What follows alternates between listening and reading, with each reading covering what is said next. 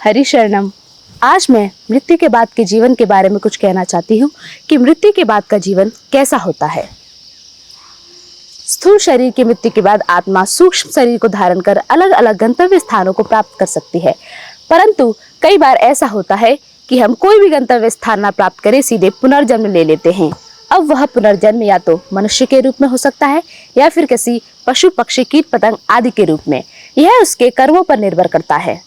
और जो लोग अधिक पुण्य कर्म करते हैं वे पुण्य लोक जैसे स्वर्गलोक, ब्रह्मलोक आदि लोकों को प्राप्त करते हैं, परंतु पुण्य चुक जाने के बाद लंबे समय के बाद इन गंतव्य स्थानों से भी फिर लौटकर वापस मृत्यु लोक में आना पड़ता है।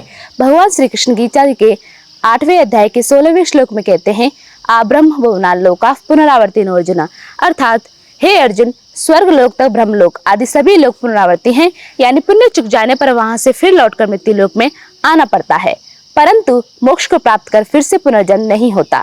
मोक्ष इसे हम निर्वाण भी कह सकते हैं। निर्वाण दो प्रकार के हो सकते हैं, ब्रह्म निर्वाण और सगुण निर्वाण।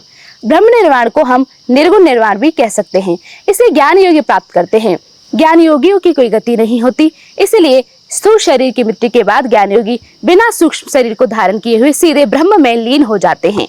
ज्ञान योगियों का अस्तित्व तो रहता है, लेकिन उनका व्यक्तित्व ठीक उसी प्रकार नष्ट हो जाता है जैसे जल में एक पानी की बूंद का। दूसरा है सगुण निर्वाण। इसे भक्ति योगी प्राप्त करते हैं। भक्ति योगी स्थूल शरीर की मृत्यु के बाद भगवान के धाम बैकुंठ को प्राप्त करते हैं। वहां पर वे दिव्य भुवन शरीर धारण कर अनंत काल तक भगवान की लीलाओं का आनंद लेते हैं और भगवान के सामिप्य में रहते हैं और उनका कभी भी पुनर्जन्म नहीं होता, अर्थात वे पुनर्जन्म के चक्र, पुनर्जन्म के दुखों से मुक्त हो जाते हैं। हरि शरणम।